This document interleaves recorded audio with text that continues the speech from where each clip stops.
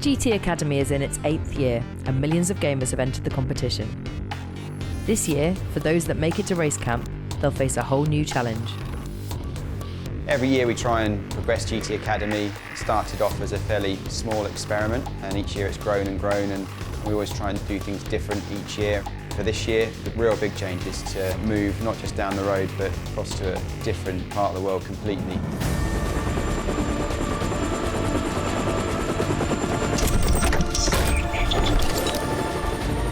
For the first time ever, the competition has left its base in Silverstone and has come to Abu Dhabi's Yas Marina.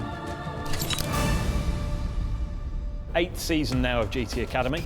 European competitors, so guys from every corner of the continent, exported out to Abu Dhabi for what's going to be a challenge. They were almost perhaps expecting Silverstone. They weren't expecting this.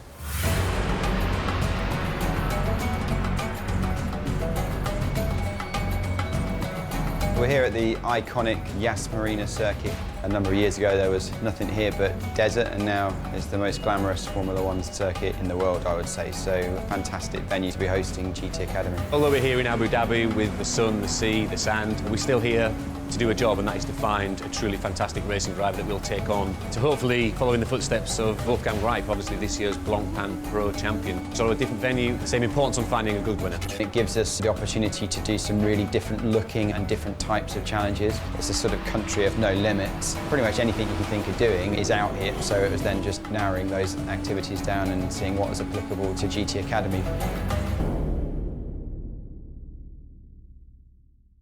11 cloths, 1 roll of blue roll, 5 spray guns.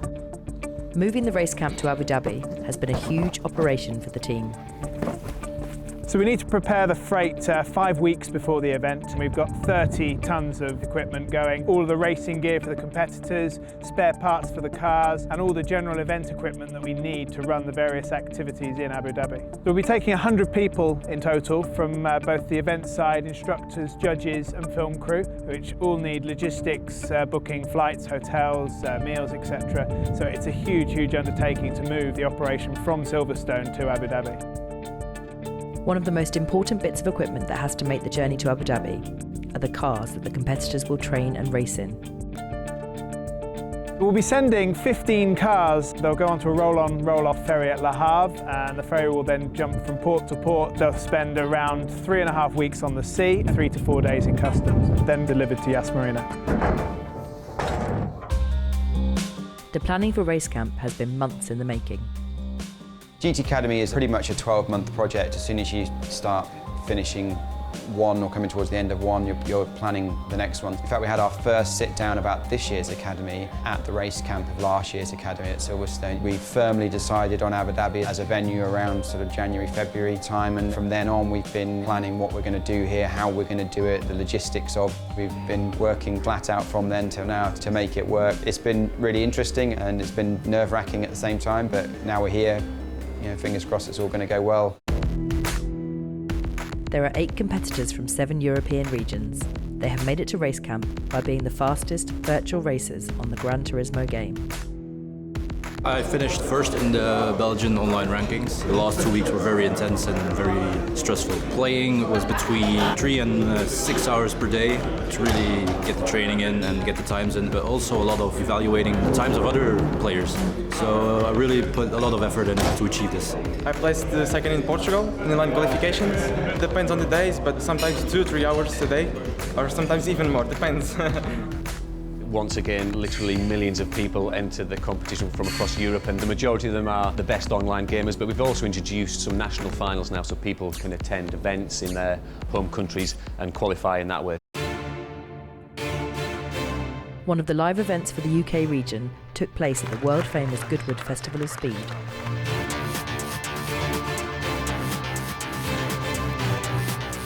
This is the final bit for these two. One of these guys, whoever gets the best lap over 5 laps, is going to be going to Abu Dhabi, which is just unbelievable. The pressure's fully on, you can see it in their eyes.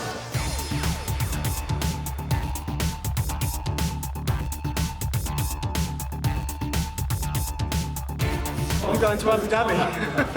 I managed to hold it together. It was so close. I didn't dare let myself believe that I could do it, but when I got to the top 6, I was like, oh my god. It means everything to me. It's a once-in-a-lifetime opportunity, and I've actually managed to do it on first attempt. I can't believe it. I really can't believe it.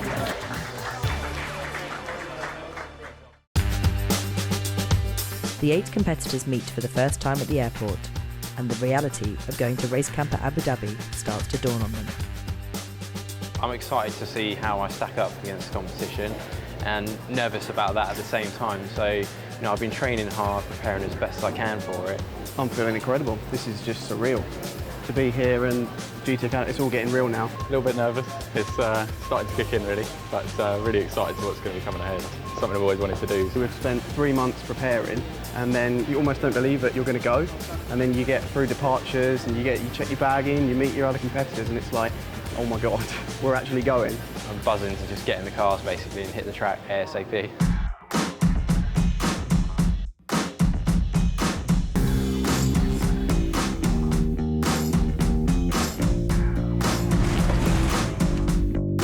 We're ready to get hot. Team UK, Abu Dhabi. We've flown 56 of the very best gamers from Europe out to Abu Dhabi, and there can only be one winner. So 55 people are going to go home disappointed. Only one of them is going to win that genuinely life-changing prize. The winner that we find by the end of this process will need to be somebody that's prepared to be a team player. The driver tends to get all of the glory when they compete, but they have to work closely with the team, with their mentors, with the fitness guys, and if you're not a team player, you're simply just not going to win this competition. I'm always very aware when the gamers make it through to race camp here that we've got the very best of the best, and we're looking for them to now apply the skills from their online competition history. We're seeing if they can now apply that to the real world, but they haven't got long. We're here for just over a week, so they've got to hit the ground running. Over the duration of race camp, the contestants will be tested in a variety of challenges. Let's go, guys. Every year we like to test the contestants to see how physically fit they are, but also how mentally strong they are, and that's the Wadi survival race that we're going to be doing is exactly that. It's going to be 45 degrees, they're going to be running through a canyon, climbing over very tough obstacles. They go straight from doing that into doing drag racing here at the Yas Marina. From there they go on and do a street race on a disused bridge. They're going to do some kart racing. They're going to do some buggy racing in the biggest, most amazing dunes that you've ever seen. I think they filmed Star Wars out there. It is like you're on another planet. We have a gaming competition, so bringing them back to their roots a little bit, and then it's an actual race on the Yas Marina circuit. I want to be a bit more positive at this corner here. It's not only the big elimination challenges for the TV show that the contestants are being judged on, but also the training activities that occur away from the cameras. Off-screen, driving around in circles doesn't make great TV, but our driver training, coaching and assessment is vitally important for the process of choosing who wins. Everything the guys do is monitored, both monitored in terms of a lap time, and their attitude is monitored as well throughout everything they do. Okay, but we need that car to be straight, absolutely straight. To find the best guy, we need to combine all elements, whether it's fitness, whether it's their on-track ability, whether it's their ability to listen and actually improve, because the winner that we find won't be the finished article.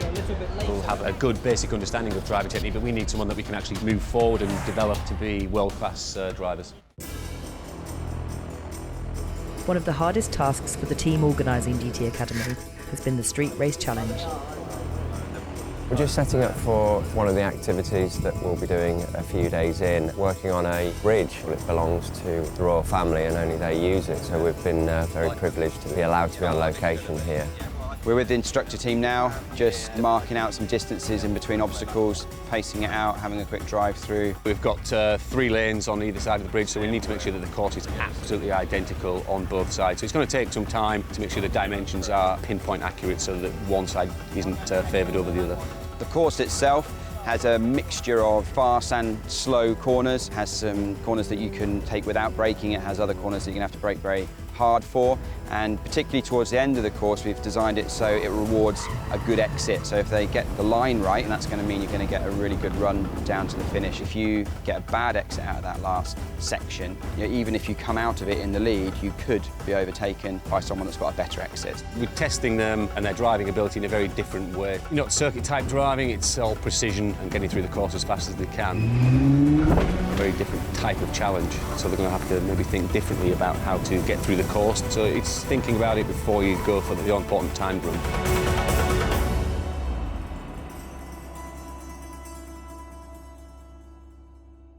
So bridge street race is all set up, obstacles are in place, and we've tested the track. It's now time to find out who's the fastest gamer. Over the next 10 days, the competitors will be tested to the limit until there is only one gamer left. Next week, we find out what skills transfer from virtual to reality.